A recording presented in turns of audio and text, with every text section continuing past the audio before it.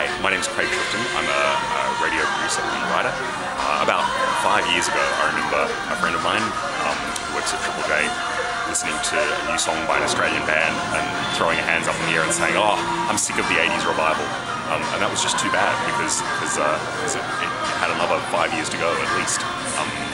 The 80s revival has been going for a long, long time now, and it keeps getting bigger and bigger, and we keep seeing more and more of it. And that's why this was such an interesting exhibition to work on, to come here and curate. So what did you do in the exhibition? Well, I curated a section of the show which is about the 80s revival. It's about why artists today, musicians, designers, all kinds of people are looking to the 80s for inspiration.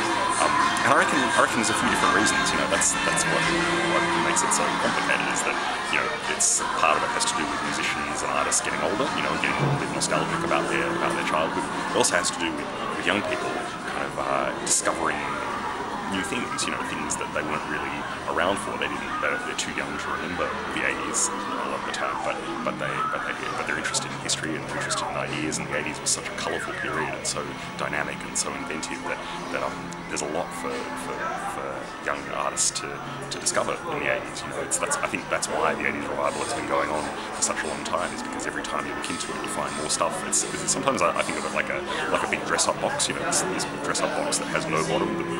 The deeper you dig, the more stuff you keep finding. And that's to me, that's what has made working on this exhibition so interesting. And working on the exhibition, is there something which you found surprising, you discovered that you didn't expect?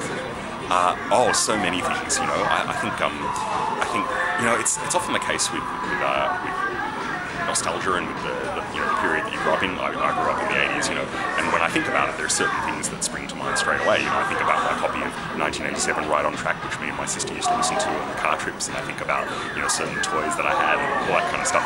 But then there's also the things that you've forgotten about, that you just haven't thought about, let alone seen in all that time since your childhood disappeared. And that's why this exhibition was so special, because every time I turned around the corner, I'd see something that just shot me right back to, you know, to being a kid again. You know, for me, there was a puddle. You know, like I haven't thought about puddles in 15 years, but there's one sitting right around there, a little pink creature with whiskers. It comes in a bag. It lives in a bag actually, and its nose sticks. It's got a little hole for its nose to stick out of, so it can breathe. A puddle. You know, I'd forgotten all about that, but that was a real time traveling moment, seeing that again.